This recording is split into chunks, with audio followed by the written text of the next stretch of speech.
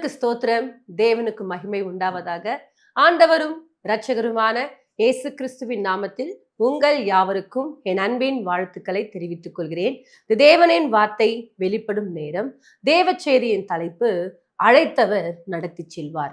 என் அன்பு சகோதரனே சகோதரியே, இந்த நாள்ல கூட பாருங்க, ஆண்டவர் நம்மை அழைத்திருக்கிறார் என்று சொன்னால் நம்மை அவர் நடத்தி செல்ல வல்லவரா இருக்கிறார். அநேக நேரங்கள்ல நிறைய பேர் புலம்பிக் கொண்டே இருப்பாங்க. நான் அங்க இருந்தாலாச்சும் நல்லா இருந்திருக்கோங்க, இங்க ஆண்டவரை தேடி என் வாழ்க்கையில பலவிதமான பிரச்சனை போராட்டம், இப்படிதான் என் வாழ்க்கை ஓடிக்கொண்டிருக்குதுன்னு சொல்லிட்டு நிறைய நேரங்கள்ல புலம்பிக் கொண்டிருக்கிற உங்களுக்கு தான் இன்றைக்கு பாருங்க, நம்மை அழைத்த தேவன் அவர் உண்மையுள்ளவரா இருக்கிறார். அவர் நம்மை நடத்தி செல்ல அவர் நல்லவரா இருக்கிறார். அன்பு தேவ பிள்ளைகளே, நிறைய நேரங்கள்ல நம்ம வாழ்க்கையில தோல்விகள் வரும் பொழுது, பிரச்சனைகள் வரும் பொழுது, வியாதிகள் வரும் பொழுது, போராட்டங்கள் வரும் பொழுது உடனே நம்ம புலம்பிக் கொண்டே இருக்கிறோம்.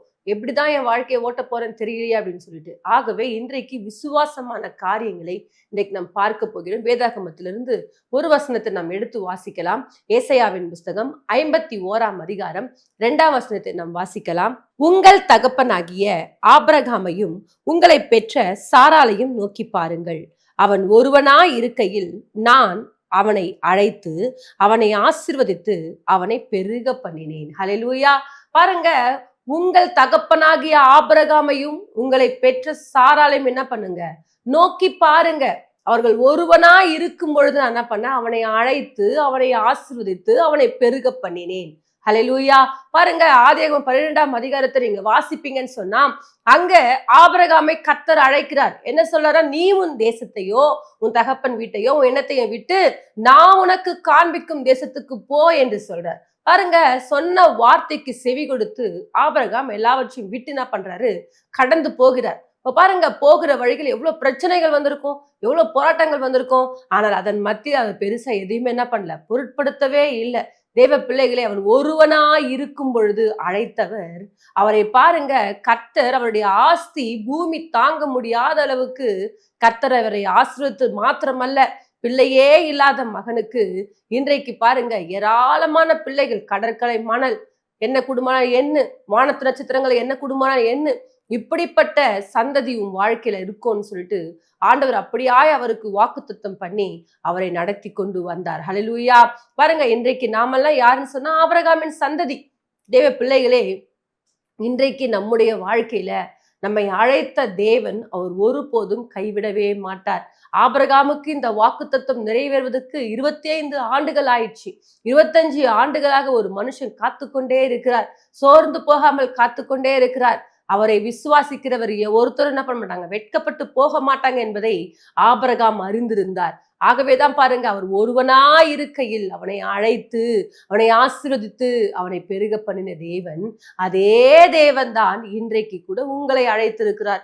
நாங்க கூட பாருங்க, ஊழியத்தின் பாதையில எங்களை அழைக்கும் பொழுது எங்க கிட்ட ஒண்ணுமே இல்லை, வெறும் கையா தான் நாங்க என்ன பண்ணோம், கடந்து போனோம். இன்றைக்கு பாருங்க, ஊழியத்தின் பாதையில எவ்வளவு நெருக்கங்கள் வந்தது, எவ்வளவு பிரச்சனைகள் வந்தது, சாப்பாட்டுக்கே நிறைய நேரத்துல வழி இல்லாமல் இருந்தது. அப்படிப்பட்ட சூழ்நிலைகள்ல வாழ்ந்திருக்கும் பொழுதும் தேவன் சொன்ன வாக்குத்தத்தத்தை மாத்திரம் நினைவு கூர்ந்து ஆண்டவர் அழைத்தவர் உண்மையுள்ளவரா இருக்கிறார். நீ அறியாதிருந்த ஜாதியினிடத்துல வரும் என்று சொல்லியிருக்கிறார். அவர் நிச்சயமாக நமக்கு அநேக ஜாதிகளை கொடுப்பார் என்று சொல்லி விசுவாசத்தோடு கூட அந்த ஊழியத்தை நாங்கள் செய்ய ஆரம்பித்தோம். இன்றைக்கு 3 இடங்கள்ல ஊழியங்களை செய்வதற்கு தேவன் எங்களுக்கு கிருபை தந்திருக்கிறார். காரணம், அழைத்த தேவன் உண்மையுள்ளவர். ஹல்லேலூயா. அன்றைக்கு ஆபிரகாம் ஒருவனாய் இருக்கும் பொழுது அழைத்து அவரை ஆசீர்வதித்து அவரை பெருக பண்ணின தேவன் எங்களையும் ஆசீர்வதித்து எங்களையும் பெருக பண்ணுவார் என்று சொல்லி நாங்கள் விசுவாசத்தோடு கூட தேவ சமூகத்துல காத்திருந்தோம். பாருங்க, இன்றைக்கு தேவன் அநேக ஜாதிகளை கர்த்தர் கொடுத்து எங்களையும் கர்த்தர் ஆச்சரியமாய் வழிநடத்தி கொண்டு வந்திருக்கிறார். தேவ பிள்ளைகளை, உங்களை கூட அழைத்த தேவன் அவர் உண்மையுள்ளவராய் இருக்கிறார். அவர் நிச்சயமாய் உங்களை வாழ வைப்பார். நிச்சயமாய் அவர் உங்களை உயர்த்துவார். நிச்சயமாக அவர் உங்களை மேன்மைப்படுத்துவார். உங்களை எந்த நோக்கத்தோடு கூட கர்த்தர் தெரிந்து கொண்டாரோ அந்த நோக்கத்தையும் அந்த திட்டத்தையும் அவர் நிச்சயமாய் உங்களுக்கு நிறைவேற்ற வல்லவராய் இருக்கிறார். ஹல்லேலூயா. அவர் ஒருபோதும் நம்மை வெட்கப்படுத்துகிற தேவன் கிடையாதுங்க. அவர் நம்மை ஆசீர்வதிக்கிற தேவன். நம்ம வெட்கப்படா கூடாது என்பதற்காகத்தான் அவர் என்ன பண்ண, வெட்கத்தோடு கூட இந்த பூமியில இருந்தார். ஆகவே தேவ பிள்ளைகளே, இன்றைக்கு நம்முடைய வாழ்க்கையில நாம் நம்மை அழைத்த தேவனை ஒருபோதும் துக்கப்படுத்திடக்கூடாது. நம்மை அழைத்த தேவன் நம்மை நடத்தி செல்வார் என்று சொல்லி விசுவாசத்தோடு கூட என்ன பண்ணோம், அவருடைய நாமத்தை நீங்கள் மகிமைப்படுத்தக்கூடியவர்களாய் மாற வேண்டும். வேதாகமத்திலிருந்து நாம் ஒரு வசனத்தை எடுத்து வாசிப்போம். ரோமரின் புஸ்தகம் 11ஆம் அதிகாரம் 29ஆம் வசனத்தை நாம் வாசிக்கும் பொழுது, தேவனுடைய கிருபை வரங்களும் அவர்களை அழைத்த அழைப்பும் மாறாதவைகளே. ஹல்லேலூயா. பாருங்க, தேவனுடைய கிருபை வரங்களும் அவர் அழைத்த அழைப்பும் மாறாதவைகள். ஹல்லேலூயா. இப்ப பாருங்க, தேவன் அவர் நம்ம மேல வைத்த கிருபையும் அவர் அழைத்த அழைப்பும் மாறவே மாறாதுங்க. நீங்க என்னதான் பாவம் செஞ்சிருந்தாலும், என்னதான் தேவனுக்கு பிரியமா இல்லாமல் போனாலும், உங்களுக்கு வேண்டியதெல்லாம் கர்த்தர் செய்திருக்கிறார். கிருபைங்க. இன்றைக்கு நாம் நிற்பதும் நிர்மூலமாகாது இருக்கிறதும் அவருடைய கிருபை. அந்த கிருபையினால் தான் இன்றைக்கு நாம் நின்று கொண்டிருக்கிறோம். அந்த கிருபையினால பாருங்க, நம்ம தப்பு செய்யறது பாருங்க, அன்றைக்கு பழைய ஏற்பாட்டின் காலத்துல நம்ம வாழ்ந்திருப்போம் என்று சொன்னால், அன்றைக்கு பாருங்க, சின்ன தப்பு செஞ்சாலே உடனே என்ன பண்ணுங்க, கண்ணுக்கு கண்ணு பல்லுக்கு பல்லுன்னு சொல்லிட்டு உடனுக்குடனே தண்டனை கிடைக்கும். ஆனால் இந்த நாட்கள் எவ்வளவு தவறு செய்யறோம். ஆனால் தவறு செஞ்சாலும் அந்த தவறெல்லாம் கர்த்தர் பொருட்படுத்தாம நம்ம மேல ஒவ்வொரு நாளும் கிருபையா இருக்கிறாரு ஆண்டவர். பாருங்க, இளைய குமாரன் தூர தேசத்துக்கு போயிட்டு எல்லாவற்றையும் என்ன பண்றாரு, இழந்துட்டு சாப்பிடறதுக்கு கூட வழி இல்லாம, அப்புறம் உணர்ந்து என்ன பண்ற, புத்தி தெரிந்து நான் தகப்பனுடைய வீட்டுக்கு போவேன். அங்க ஏராளமான வேலையாட்களுக்கு என் தகப்பன் என்ன பண்றாரு, சாப்பாடு கொடுக்குறாரு. நான் போய் என் தகப்பனுக்கு என்ன பண்ணுவேன், மன்னிப்பு கேட்டு எப்படியாவது என்ன பண்ணுவேன், என் வாழ்க்கையை திரும்பவும் மீட்டுக்கொள்வேன் என்று சொல்லி கடந்து போகும் பொழுது, அந்த மகனுக்காக எதிர்பார்த்த அந்த தகப்பன், அந்த மகன் அந்த மகன் வருவதை பார்த்து ஓடி போய் அவனை கட்டி பிடித்து முத்தம் கொடுத்து அவன் இழந்த அத்தனையும் திரும்ப தந்தது போல, ஒரு உலக பிரகாரமான தகப்பனே தன் பிள்ளையை இப்படி நேசிப்பார் என்று சொன்னால், நம்முடைய தேவன் ஜீவனுள்ள தேவன். ஹல்லேலூயா. நம்முடைய தேவன் உண்மையாவே நம்ம மேல அன்பு வைத்திருக்கிற தேவன். அந்த தேவன் நம்மை அழைத்த தேவன். அவர் ஒருபோது நம்மை என்ன பண்ண மாட்டாரு, விலகவே மாட்டார். அவர் ஒருபோது நம்மை கைவிடவே மாட்டாரு. ஏனென்று சொன்னால், ஆண்டவர் நம்மை அழைத்திருக்கிறார். நீ தப்பு செஞ்சுட்ட, அதனால நான் என்ன பண்ண மாட்டேன், உனக்கு கிருபை தரமாட்டேன்னு சொல்லிட்டு இருக்கிற தேவன் கிடையாது. நீங்க தப்பு செஞ்சாலும், நீங்க தப்பு செய்யாமல் நீங்க எப்படி இருந்தாலும், உங்களுக்கு தேவையானதெல்லாம் கர்த்தர் சந்தித்து கொண்டிருக்கிறார். தேவ பிள்ளைகளே, நம்மை அழைத்த தேவன் அவர் நிச்சயமாக நம்மை அழைத்து கொண்டு போக வல்லவராய் இருக்கிறார். நம்மை வழிநடத்த அவர் வல்லவராய் இருக்கிறார். ஆகவே தெய்வத்தை விட்டு விலகுவதற்கு அந்த சிந்தனைகளை நீங்க என்ன பண்ணாதீங்க, கொண்டு வராதீங்க. நிறைய நேரத்துல நான் தேடுறதுனால எனக்கு என்னங்க பிரயோஜனம்னு சொல்லிட்டு நிறைய பேர் பேசி கொண்டிருக்கிறீங்க. அப்படிப்பட்ட காரியங்களை விட்டுட்டு, எவ்வளவுதான் பிரச்சனைகள் வந்தாலும், எவ்வளவுதான் போராட்டங்கள் வந்தாலும், நம் தேவனை இன்னும் அதிகமாய் அவர் உறுதியாய் பற்றி கொள்ள நாம் கடமைப்பட்டிருக்கிறோம். ஹல்லேலூயா. அது மாத்திரமல்ல, வேதாகமத்திலிருந்து நாம் ஒரு வசனத்தை எடுத்து வாசிக்கலாம். ஆதியாகமம் புஸ்தகம் 26ஆம் அதிகாரத்துல 12ஆம் வசனத்தை வாசிக்கும் பொழுது, அங்க பாருங்க, ஈசாக்கு அந்த தேசத்திலே விதை விதைத்தான். கர்த்தர் அவனை ஆசீர்வதித்தால் அந்த வருஷத்தில் 100 மடங்கு பலனை அடைந்தான். ஹல்லேலூயா. பாருங்க, ஈசாக்கை கர்த்தர் அழைத்திருக்கிறார். ஈசாக்கை அழைத்த கர்த்தர், ஈசாக்குடைய வாழ்க்கையில ஒரு பஞ்சம் வருது. பஞ்சம் வரும் பொழுது சொல்றாரு, ஆண்டவரே நான் எகிப்துக்கு போகட்டுமான்னு கேட்கிறாரு. ஆண்டவர் சொல்ல, இல்லப்பா, நீ இருக்கிற கேரளூர் என்ன பண்ணு, குடியிரு, நான் உன்னை அங்க ஆசீர்வதிப்பேன். அந்த இடத்துல பாருங்க, பஞ்சம். ஈசாக்கு இருக்கிற இடத்துல பஞ்சம். இப்போ பஞ்சம் இருக்கிற இடத்துல இருந்தாதான் எப்படிங்க ஆசீர்வாதம் இருக்கும்? இப்ப பாருங்க, ஈசாக்கை கர்த்தர் அழைத்தார்ல, ஈசாக்கு அழைத்த தேவனை உறுதியாய் பற்றி கொண்டார். உறுதியாய் பற்றி கொண்டது நிமித்தமாக பாருங்க, எல்லாரும் விதைக்கிறாங்க, அவங்களுக்கு ஒரு விதையும் இதுவாகல. ஆனால் ஈசாக்கு அத்தேசத்துல விதை விதைச்சாராம். தேவன் அவரை 100 மடங்கு கர்த்தர் அவரை ஆசீர்வதிச்சாராம். இப்ப பாருங்க, யார் ஒருத்தர் அழைத்த தேவனை உறுதியாய் பற்றி கொள்றீங்களோ அவர்களை ஒருபோதும் தேவன் கைவிடவே மாட்டார். அவர்களை கர்த்தர் நடத்தி கொண்டு போகிறவராய் இருக்கிறார். ஹல்லேலூயா. என் அன்பு தேவ பிள்ளைகளே, உங்களை அழைத்த தேவன் அவர் உண்மையுள்ளவராய் இருக்கிறார். அவர் அழைத்த அழைப்பு, அவருடைய கிருபை வரங்களும் மாறாதவைகள். ஹல்லேலூயா. அவர் ஒருபோதும் தம்முடைய கிருபை நம்மை விட்டு விலக்கவே மாட்டாரு. அவர் அழைத்த தேவன் நம்மை உண்மையுள்ளவராய் இருக்கிறார். அந்த தேவன் நம்மை ஆச்சரியமாய் நடத்த வல்லவராய் இருக்கிறார். ஆகவே இன்றைக்கு கர்த்தர் உங்களுக்கு என்னென்ன வாக்கு தத்தங்களை கொடுத்தாரோ அந்த வாக்கு தத்தங்கள் நீங்கள் உறுதியாய் பற்றி கொண்டு, என்னை அழைத்த தேவன் என்னை ஒருபோதும் கைவிட மாட்டார் என்று சொல்லி அந்த வார்த்தையை நீங்கள் உறுதியாய் பற்றி கொள்வீங்கன்னு சொன்னா, அவர் நிச்சயமாக உங்களை ஆசீர்வதிக்க வல்லவராய் இருக்கிறார். அன்பு தேவ பிள்ளைகளே, ஆபிரகாமுடைய வாழ்க்கையில அழைக்கும் பொழுது அவர்கிட்ட ஒண்ணுமே இல்லைங்க. அவர் ஒருவனா இருக்கிறாருங்க. அவர்கிட்ட மேன்மேன் சொல்லிக்கொள்ள எதுவுமே கிடையாது. ஆனால் ஆபிரகாம் தன்னை அழைத்த தேவனை உறுதியாய் பற்றி கொண்டது நிமித்தமாக ஒருவனாயிருந்த மகனை பல ஆயிரமாய் கர்த்தர் மாற்றினார். ஹல்லேலூயா. ஈசாக்கை கர்த்தர் அழைத்தாரு, அவரை வெறுமையாய் கர்த்தர் விடல. எந்த தேசத்துல பஞ்சம் வந்ததோ அந்த தேசத்துல ஈசாக்கு தன்னை என்ன பண்ணாருன்னா அழைத்த தேவனுக்கு ஒப்பு கொடுத்தாரு. அந்த இடத்துல கர்த்தர் அவரை ஆசீர்வதித்தார். ஹல்லேலூயா.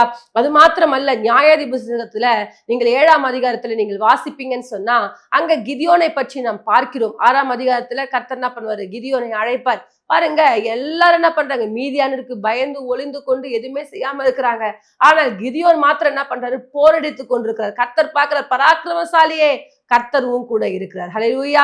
பாருங்க, உன் கூட இருக்கிற நீ என்ன பண்ணுவ, மீதியானையரை முறியடிப்பேன்னு சொல்லிட்டு கர்த்தர் ஒரு வார்த்தையை கொடுக்கிறார். கிதியோன் பாருங்க ஆண்டவர்கிட்ட அடையாளங்களை கேட்கிறாரு. அதே போல கர்த்தர் என்ன பண்றாரு, நான் கூட இருக்கிறது ஆண்டவர் என்ன பண்ணாரு, கிதியோனுக்கு வெளிப்படுத்துறார். அப்புறம் பாருங்க, கிதியோன் என்ன பண்றாரு, யுத்தத்துக்கு கடந்து போகிறார். 22,000 பேர் கிட்டத்தட்ட இருக்கிறாங்க அவர் கூட. ஆனால் கர்த்தர் பாருங்க, அத்தனை பேர்லாம் நமக்கு தேவை கிடையாதுப்பா. தண்ணீரை யார் நாய் போல நக்கி குடிக்கிறாங்களோ அவர்களை மாத்திரம் தெரிந்து கொள்ளுன்னு சொன்ன 300 பேரு. கவனிச்சிங்களா? இந்த 300 பேரை வைத்துக்கொண்டு அந்த மீதியானர் என்ன பண்ணாரு, கர்த்தர் முறியடிக்கும்படிக்கு கிருபை தந்தார். ஹல்லேலூயா.